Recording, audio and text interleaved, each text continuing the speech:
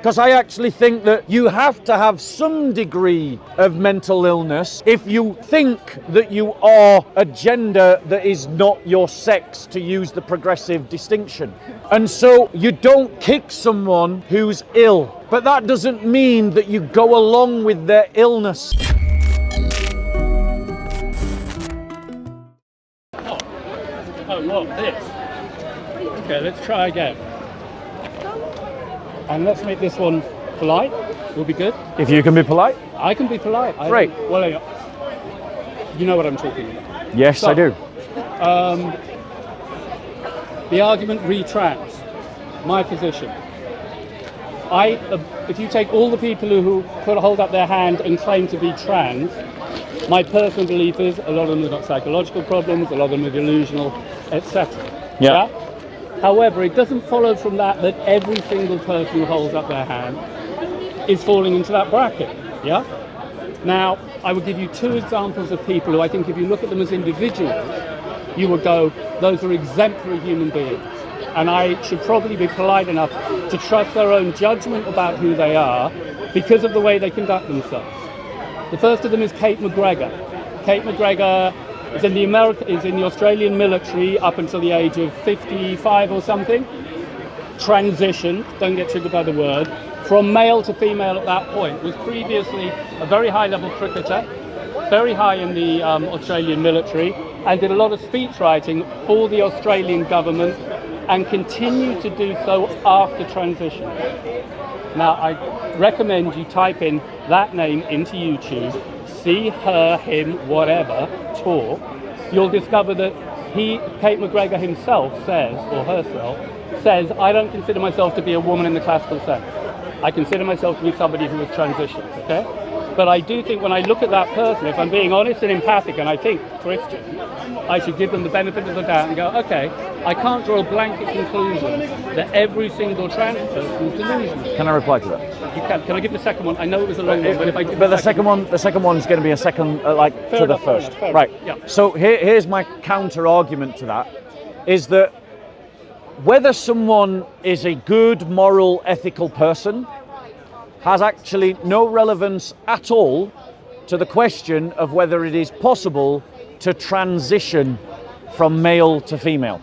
And the reason why it has absolutely nothing at all to do with it is because gender is a biological fact.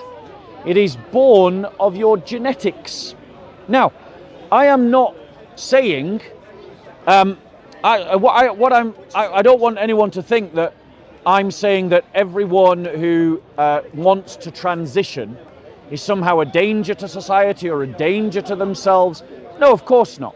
And your example is a perfect example to demonstrate that. But I would just say that such examples have no relevance to the argument that is being made. We need to decide this question around observable, repeatable facts. The fact that people have to transition and undergo chemical and physical augmentation demonstrates that we are not talking about something that's rooted in reality, but we're talking about something that's rooted in the recreation, reformation of reality. And I'll just land on my next point to hand it back to you to reply, because we should now try to keep our points short and discreet.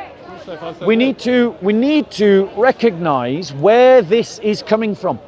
It is coming from a philosophy of hyper-individualism.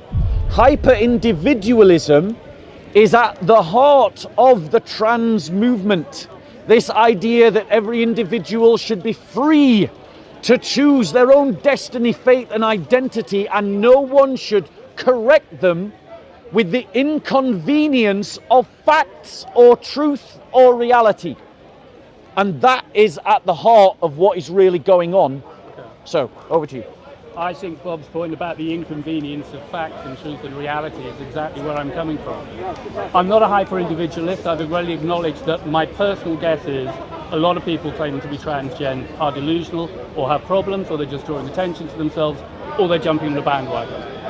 I think the prudent thing to do is always still man your own position and your own instinct.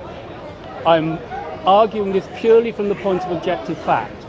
So most people you find arguing my case, the pro-transgen case, you will find believe in gender. I don't believe in gender, okay? As far as I'm concerned, you're male if you have a Y chromosome. If you don't have a Y chromosome, you're female. We now have two categories. You can check in the lab. Objectively, there is a fact, okay? I take that fact to the table, and I'm with Bob that we absolutely want to be beholden to objective reality. If Bob and I in the scientific community had absolute oversight of the mystery of DNA, I will completely agree with him. However, I cannot help but notice that nature randomly seems to throw up people who are colorblind, people who have their heart on one side of the body, not the other, people who are born hermaphrodites, point of fact, with male and female genitalia, people who... Oh, you're wrong. Don't get involved in a side debate. Fine. Have a conversation with me. You want to query that hermaphrodites are a biological fact? Keep going. You want to query that? No, keep going, bro. Great. Finish your point so I can reply. We have people where you end up with two people being born with one body, which is a Siamese twin. These are facts, despite what you may say. So when I, in all honesty, look at a biological landscape where nature will throw up such extreme examples of what are effectively mutations, and I don't mean that point in a negative, evolution functions of mutation, then when I'm presented with such sterling individuals as Kate McGregor, and my second example I'll very quickly do it, I feel it is polite and Christian to say, while aligning myself with objective reality, it would be prudent to give them the benefit of the doubt. And I reiterate that Kate McGregor doesn't claim to be a woman. Kate McGregor claims to be a man who has transitioned. In other words, had an operation which he believes, or she believes, makes her more comfortable and functional in her own skills. The other person I suggest you check out is transitioned the other way. Can I reply? You did say, let me do the second one backwards also, just so we get them up so people can Google as well. The second person will be Kate Tempest, formerly, now Kai Tempest, formerly Kate Tempest, who is a rapper and a poet, award-winning, just a sterling and wonderful human being. And I would invite you to look up those two people on YouTube and not be impressed. That's all I would say. Right, so again, examples of good people are completely irrelevant to the discussion of transgenderism. It has nothing to do. If I was here making my case that transgenderism should be rejected because of that transgender terrorist who shot up that Christian school, he would quite rightly point out to me that that's a terrible way to advance my argument, because not all transgender people go and shoot up Christian schools. But likewise, that works the other way. The transgender argument is not advanced by pointing out good people, because we're not talking about whether trans people are good or bad people. They are obviously on a spectrum. What we're actually talking about is whether it's possible to transition from one sexual gender to another sexual gender. And I say sexual gender because I don't make the fictitious, fabricated distinction between gender and sex. They are synonyms, gender and sex. They refer to the same thing, and there are only two, male and female. Now, the brother raises a good point, which is on the biological spectrum, we have all kinds of aberrations from the norm. Siamese twins, which Hermaphrodite. Brother, I didn't interrupt you. Fine, but acknowledge. Brother, don't interrupt or the whole conversation breaks down. I did not interrupt you. So, if you interrupt me again, I will interrupt you as I wish. The whole conversation breaks down and that polite thing you wanted disappears. Control yourself, please. Now, on terms of the biological spectrum, he's right to point out that aberrations are thrown up all the time, such as Siamese twins, such as people born with the heart in the wrong place, such as hermaphrodites. But ladies and gentlemen, we don't redefine humanity on the basis of these things. We don't say that they're normal. We recognize that they are aberrations, right? And by the way, hermaphrodites are not trans people. Hermaphrodites are a unique biological mutation. What we're talking about is the idea that someone is sexually gender male or sexually gender female, saying that they can identify as the opposite. And that is a completely fictitious worldview. Now, why do I say that as a Christian? Because being a Christian is not about being polite. Being a Christian is not about being nice. This is his recategorization and reinvention of Christianity, and he doesn't know what Christianity is. Christianity is about standing up for that which is true. And that which is true is that there are two genders, male and female. And yes, you can mutilate yourself. Yes, you can wear different clothes that are all decided by culture anyway. Yes, you can call yourself what you are not. But no, that doesn't change reality, because as Christians, we are committed to the existence of the real. Do you want to reply? Yeah, can I say something? No, I'm having a debate with him. Right. Number one, thank you to Bob for actually addressing the issue of hermaphrodites who fall within the spectrum. To rewind what Bob just said, maybe some of what I said didn't totally filter through. Number one, I think we can both agree we don't need the word gender. I think it's superfluous. It confuses the debate. I am not arguing this from a platform of gender identification, because I think the word is meaningless. I think it's a social construct, it's postmodern. I'm not coming from that camp, and therefore I buck that trend, okay? So you need to recontextualize what you're hearing. I have said there is only sex. If you have a Y chromosome, you're male. If you don't have, you've only got X, you're female. So far, so simple, yeah? I have then argued on the objective platform that the available empirical evidence suggests that the mystery of DNA is so profound that I shouldn't automatically conclude I have a total handle on the kind of hands it's going to deal people. And I look at the extremity of the examples, and I notice that although colorblind people aren't, quote, normal, I have no prejudice against them, we understand. Although someone with a heart on the wrong side, I have no prejudice against them as well. I'm not aspiring to be normal. Bob says it's not normal. I don't care about normal, I care about healthy. And there's a clear distinction between the two. Normal in Florida, no offense to people in Florida, I hear, 50% is to be obese. That's normal, but it is not healthy. Now, I believe that Christianity and the other world religions and an ethical compass steers you towards being your healthiest self, your best self, ethically. Where foundationally in our argument, Bob and I will inevitably seem to disagree, is that I interpret that Christianity, as I was brought up, and it was common when I was brought up, is profoundly about ethics and love. It's encapsulated in the Sermon on the Mount, love other people the way you want to be treated yourself. Yeah, it's foundationally ethical. Bob would seem, and if I'm misrepresenting him, you can correct me, to come from a somewhat different strand to the one which I've seen in most movies and when I was brought up and cross-generationally, where the ethics of the thing is pretty much secondary. The primary thing is the intellectual acceptance of a particular metaphysical creed, and it's kind of like taking a pub quiz. Now, that is more and more prevalent way of looking at Christianity and other religions. I think it's the least functional and least Christian way of doing it. And Can I reply? Yeah, go ahead. Right, so firstly, that is Christianity, that you start off with what is true, you start off with the narrative, the story of what God is doing in history, you pin that story in with doctrines, you see what values emerge from those doctrines, and then you act accordingly, ethically, through virtue, ethics, or habitual behavior. Now, ladies and gentlemen, no one is arguing that you should go up to the next transgender person that you see and berate them and be rude to them and be impolite to them. That's not in the conversation. But, ladies and gentlemen, let's be clear.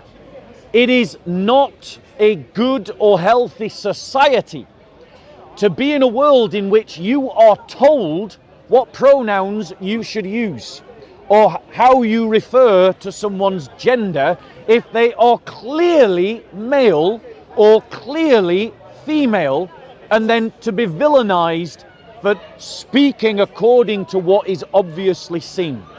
Now, ladies and gentlemen, that obviously means some people are going to slip under the radar, like ladyboys in Bangkok, right? But the moment that you recognize that someone has that Y chromosome, you should address them as male. And I want to be clear, there are only two sexes, because as he has correctly said, you either have the Y chromosome or you don't. There are anomalies. Some people have 3 X chromosomes, some people have 2 X chromosomes and a Y, if I'm getting my genetics right. And then most people are 2 X's or XY, right? That means that absolutely everybody falls into the binary camp of either being a female with anomaly or not, or being a male with anomaly or not. What you don't have, ladies and gentlemen, what you don't have is any idea that you can transition. Transitioning is a completely social construct based upon an absolute falsity, and the falsity is this is a lie, that our individuality should be so respected that it should be respected to the degree that it contradicts objective realities and actual truths. And I draw the line at that. I will respect everyone's individuality, but only when their individuality is not in contradiction to reality. In other words, if I see someone trying to jump off a tall building because they think that they are Superman, I will not respect their individuality and allow them to jump. I will try to stop them. And likewise, if someone is trying to enter into a woman's toilet, I would try to protect the women in that toilet by encouraging the man to go and use the male toilet. Do you want to take questions or keep talking? Keep talking. We just want to have a keep going. What do you want? Are you happy to? No, I want to keep talking. No, just a quick point. If we let her in, we let everybody in. Well, not necessarily. Go on. Right, go on. Then we'll come to you and we'll let you in. Okay, well, hang on. In that So case, I go to an over 55s You let her in. Your choice. okay, club, fine. We. and there is somebody who looks very much Yeah. like a man Yeah. who uses the ladies' toilet. Yeah. Now, the problem is, and one of the members of Posey's group complained and said she was going to take it to the highest court and stuff. Here's the problem. As far as enforcing it, what do? Do you put somebody outside the door and lift up their dresses? Okay. You can't enforce With respect, your point is correct, but it's one about how difficult it is to then police the reality. For the minute we're trying to discuss the reality itself, Yes. I'm happy to discover that Bob and I would seem to align foundationally. Let me reply to what she said. Hang on. No, let me reply to what she said. You'd finished. I was going to. No, I want to reply to what she said. You brought her in, so I would say, and then I want to bring him in. Hold No, I want to bring him in. I want to bring him in said. because you brought her in. I'm bringing him in. So in reply to what you said, This is not very Christian, is it? once again, whinging because he ain't got his own way. There's No, politeness. it's you're being a spoilt child as always. So in reply to what you're saying, what we need to do is we need to make businesses accountable for not respecting sexual gender differences, so that if a gym allows a man or a hospital allows a man to change in front of women, those women have the right to complain to said gym or hospital, and then that institution, whatever it might be, should be prosecuted and under civil law and fined. And if we do that enough, and if that happens enough, it might bring about a real change. Go on. What did you want to say? Say that there are no true hermaphrodites in humans. It's not a real thing. Nobody is born with the capability of having producing sperm and ovules. I never said they were. Well, that's what a hermaphrodite is. Okay, There I'm are saying. people, let me finish. There are people with disorders of sexual development, kind of mentioned. 3X chromosomes, XXY, Yeah. X0, Yeah. and so on. Yeah. There are about 50 of those conditions. Yeah, All of those conditions are male conditions or female I never said they were. Pardon? I never said No, they no, no. were. Don't get. Do you finish what you're saying? Stop interrupting him. The point is still the same, what Bob was making. Even for disorders of sexual development, people are either male or female. They may appear to be different from their biological sex at birth, and that will change when they hit puberty. But there are no hermaphrodites. Okay. That is the old-fashioned Can I term. Yeah. respond to Okay, you, right. seeing as you Yeah. responded? I want to respond to you, and then where we were. No, you respond to him and then I respond to him. and then I respond to you. Yes. Because I'm trying to I tried to avoid this. I said don't bring her I in. thought it was Christian and polite because these people. Oh, have been waiting Ken, some Christian and polite. You think by throwing in that Ethical. word, you're Ethical. going to get some kind of I emotional was treating other guilt people out of the me. way You're I'd not. like to be So treated please myself. go, not by Here we interrupting go. him constantly. Right. Go on, Okay. respond to to be him. clear, my claim to the definition of hermaphrodite was not that you could reproduce or produce sperm or eggs. It was purely that, as you say, you appear empirically and therefore objectively to have a penis and a vagina. Correct? Okay, so people are, all the photographs I've seen of people with a penis and a vagina. They're not born with a penis and a vagina. Really? Okay, I'll have to go back and fact check. You seem certain. That will pull the rug from under a number of my assumptions. I've always believed, based on seeing a fair amount of data, I thought that people could be born with a penis and a vagina. So can I? Interesting. So, as I understand it, hermaphrodite means someone who's born with either a vagina and then an underdeveloped penis, i.e. a large clitoris, or they're born with a micro penis, and perhaps some kind of groove or hole where a vagina might be, or the beginning of something that's vaginal. But however, as you've already pointed out, that is a biological anomaly. It actually has no bearing to the argument about trans, which is what's under discussion. It doesn't prove anything for the trans argument. And also, those people will still have the Y chromosome or not the Y chromosome. And so they are either definitively male or definitively female with a physical abnormality. So now you can reply to me. Okay, Bob and I fortunately seem to agree on the facts, but his evaluation of the facts and mine seem to diverge. I'm slightly confused as to why. To backtrack quickly on what he said. See, now I've forgotten the points that you were making because I had them in my head. Right. Shall I make a point and then you reply to that? No, let me recoup and Yep. see what I can get out of it. Let's just tick off a few areas where we completely agree. My goal is to stay aligned with objective reality. That means things which can be empirically tested. To reiterate, we only have two sexes. We have Y, we have X. To cover the thing about gender, I've already said don't even need the word. To cover the thing about pronouns, I've already got in trouble for refusing to use people's pronouns. I think it's postmodern and silly, for the most part, when I'm being compelled to do it. However, as a matter of politeness and being ethical, you may not like the word Christian, but I take them to be synonymous. So as a matter of being ethical and a decent human being, if I encounter someone who believes they are of a slightly different persuasion and they're behaving decently, as a matter of politeness, all things being equal, I may choose voluntarily to use it. What I'm not going to be doing is be in a society which pressures me into conforming to things like using the word they to respond to an individual, where clearly the word they has already been captured by our society and culture for thousands of years to mean a collective of people. Yeah? That's not me being prejudiced, it's me trying to be objective and use language clearly, which is its function. So hopefully we agree on all of that. Nonetheless, because Bob seems to still argue that the hermaphrodite position I have argued, which has now been queried, unfortunately we need to fact check, if true, so I'll carry on assuming that there are biological hermaphrodites for a minute, despite this gentleman's observation. You could just Google images. We could, but we'll come to the end of it if we can. If there are, my point was that nature objectively throws up intense mutations. I think that's a reasonable assertion of fact. I think it would be foolish to fly in the face of it. I also think it's a very bad instinct to therefore try and marginalise the extremes and go, well, it doesn't happen often. Yeah? It doesn't matter. If you're interested in objective reality, axiomically as I am, I only need one flying pig in order to go, okay, I can no longer walk around going, pigs don't fly. In fact, at that point, the flying pig should become an object of fascination to the objective scientific community. You look for the anomaly. You don't hide behind the word normal. Normal is just the aggregate of what people do.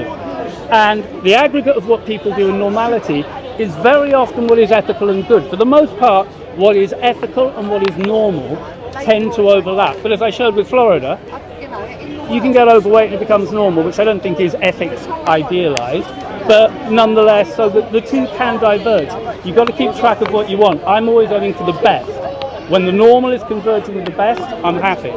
Generally it does. But I do want to extend the courtesy in a world where we do not understand the total objective mechanics of DNA to allowing people who are clearly of good character, who are telling me I have an instinct about myself that you can't possibly check, but please trust me. I feel it is the polite and the ethical thing to do to trust certain of those individuals. Can I reply? Of course. Right, so what I suggest is we do one more round. So I reply, you reply, and then I close because you opened. Okay, Yeah? whatever. Yeah. Okay. So here's my response. How is it if we've got the same objective understanding of reality, we can so differently disagree? Here's why. Because the brother here is working from a hyper-individualism. I'm working from a Christian worldview. The Christian worldview doesn't just look at the facts, it interprets the facts according to a set of values. And then as it interprets those facts from a set of values, it organizes its behavior appropriately. And those values are built upon certain doctrines that are built upon the Christian story. Now, the brother is doing exactly the same, but he's just doing it from a different metaphysical outlook. One that values the inner subjective journey more than the Christ narrative as the matrix by which we understand the world.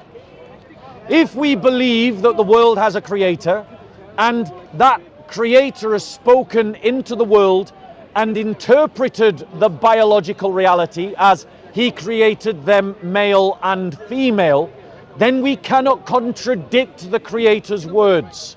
We must live by the creator's words, and so we must uphold the definitive distinction between male and female within the social order. That doesn't mean being aggressive or nasty or indignant or belittling to people who transition or have transgender mindsets. Because I actually think that you have to have some degree of mental illness if you think that you are a gender that is not your sex, to use the progressive distinction. And so you don't kick someone who's ill, but that doesn't mean that you go along with their illness.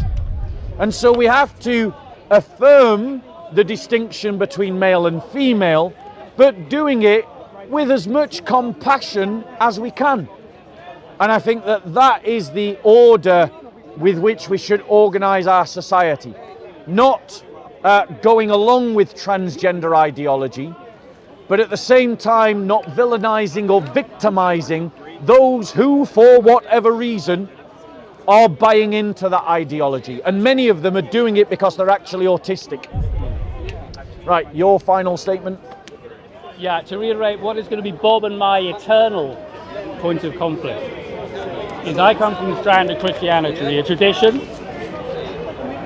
where the core tenet is love thy neighbour as thyself and look first to the mote in your own eye. It advocates that ethics and spirituality in the metaphysical journey, which Bob talks about,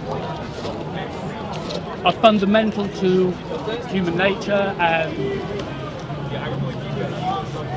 having the most profound experience of life and being your best self and delivering the best to other people in the process. A faith that if you are your best self, you will automatically be helping other people to be better. I think that is where the Christian journey points. Yeah? I don't think the Christian journey is the only journey that points there. I'm so sorry, I've lost my thread. Shall I conclude? Oh, yeah, it's this.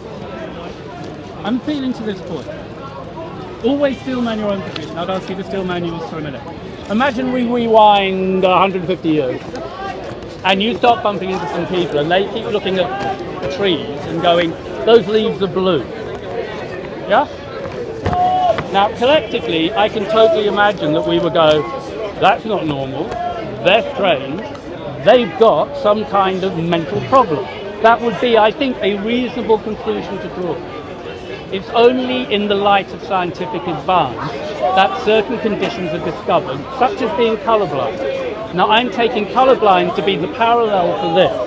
I'm giving the benefit of the doubt that further down the line, objective analysis may well reveal that within the DNA, the 23rd chromosome or whatever, it may be possible to have tweaks which are equivalent to being colorblind, and that therefore the people who were colorblind 150 years ago were authentically telling me their experience, and that some, definitely not all, of the people who are claiming a transgen feeling of being in the wrong body may be correctly interpreting the mystery of their own DNA. So I'm always anchoring an objective reality. I hope that's clear. Can I reply? Of course. Okay, my closing statement and then we're done. Yep, okay. Yeah, so just before you go, as always, I'd like to give someone just something to show. Thank you. Definition of marriage. It's between a man and a woman, and we need to go back to that. There should be no distortion of what marriage is, because marriage is the building block of our society. And I want to say that, assuming his line of argument that, you know, authentically interpreting how your own DNA plays out, like colour blindness, is something that is real, I'm willing to acquiesce to that line of argument. But that doesn't mean when someone who's colourblind comes to you and says that red is brown and that green is brown, that means that there isn't a real thing called red and a real thing called green, because those are defined by the electromagnetic wavelength that is emitted that we receive in the eye receptors. Equally so, someone may have a genetic fault that means that they feel in the wrong sex gender, but that doesn't mean that we should acquiesce to it and reorganize the whole of society because of it. Nor does it mean that we should deny the realities of male and female. We can affirm the reality of male and female without acquiescing to this transgender militancy, but still treat people who have transgender dysphoria or gender dysphoria with a compassionate tone. We don't have to villainize them. We don't have to victimize them. We can just say to them, I understand that's how you feel, but obviously male and female really do exist, and we need to find ways, like we help people with colour blindness, we need to find ways to help people with trans dysphoria come to a peace with their biological reality. Why? Why is this important? Because as Christians, we're not Gnostics. We don't believe that you can be born in the wrong body. Every soul is an embodied soul. Every soul is meshed to its flesh and cannot be separated it except by death. And so every body is intended. Every body is an embodied soul, and we need to help people to settle and be at peace with that, rather than ripping the whole of the social order up and villainizing people who just affirm reality. So it was lovely chatting. That was probably one of the best conversations that we'd have. Well, on this we agree about facts, we agree about values, we appear to differ. Yeah, I just want to say though, bro, there is no tradition of Christianity that separates doctrine from ethics. It just doesn't exist.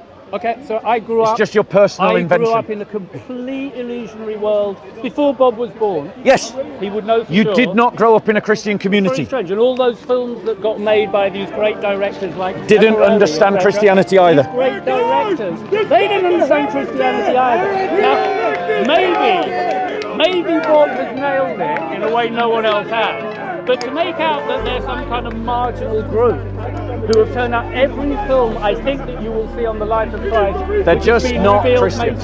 That's your assertion. Anyway, God bless you. That's your assertion. God bless you. Lovely. That was the best conversation we had. We should do that more.